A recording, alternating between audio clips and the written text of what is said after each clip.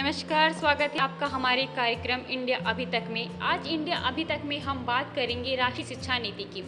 जी हाँ, राष्ट्रीय शिक्षा नीति पर प्रधानमंत्री नरेंद्र मोदी जी ने क्या कहा, उन्होंने क्या बताया, इस पे हम चर्चा करेंगे। तो प्रधानमंत्री नरेंद्र मोदी जी ने देश की नई राष्ट्रीय शिक्षा नीति को लेकर देशवासियों को संबोधित कर रहे हैं। शिक्षा मंत्रालय द्वारा आयोजित किए जा रहे कॉन्क्लेव में उच्च शिक्षा पर भी मंथन कर रहे हैं। इस कार्यक्रम का नाम conclave on transformation reforms in higher education under National Education Policy है। कार्यक्रम में शिक्षा मंत्री रमेश पोखरियाल भी मौजूद हैं। प्रधानमंत्री नरेंद्र मोदी जी ने कहा कि हर विद्यार्थी को, स्टूडेंट्स को ये अवसर मिलना ही चाहिए कि वो अपने पैशन को फॉलो करें। वो अपनी सुविधा और ज़रूरत के हिसाब से किसी भी डिग्री या कोर्स को फॉलो कर सके और उसका मन करे तो वो छोड़ भी सके। अब कोशिश ये है कि बच्चों को सीखने के लिए इंक्वायरी बेस्ड, डिस्कवरी बेस्ड और एनालिसिस बेस्ड तरीकों पर जोर दिया जाए। इससे बच्चों में सीखने की ललक बढ़ेगी और उनकी क्लास में उनका पार्टिसिपेशन भी बढ़ेगा। अभी तक जो हमारी शिक्षा व्यवस्था है उसमें व्हाट टू थिंक पर फोकस रहा है, जबकि इस शिक्षा नीति में हाउ टू थिंक पर बल दिया जा रहा है।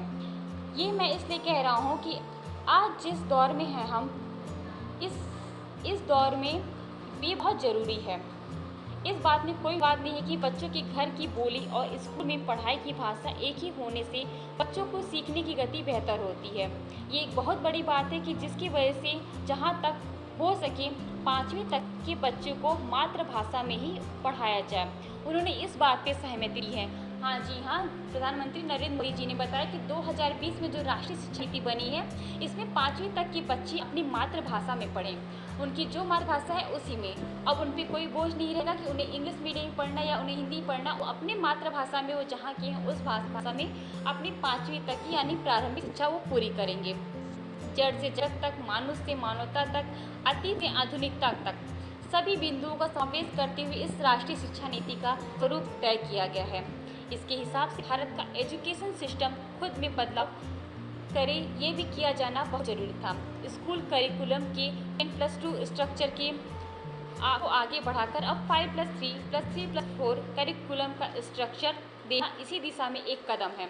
जैसे सिर्फ आपने पहले सुना था 10+2 का स्ट्रक्चर था, करिकुलम था, लेकिन अब प्रधानमंत्री नरेंद्र मोदी जी ने जो शिक्षा नीति में बदलाव किया उसमें अब आपको देखने को मिलेगा शिक्षा का नीति का जो स्ट्रक्चर है करिकुलम का 5+3+3+4 अब ये आपको देखने का मिलेगा। उन्होंने बोला अब मुझे संतोष है कि भारत की नेशनल एजुकेशन पॉलिसी राष्ट्रीय नीति को बनाते समय इन सवालों पर गंभीरता से काम किया गया।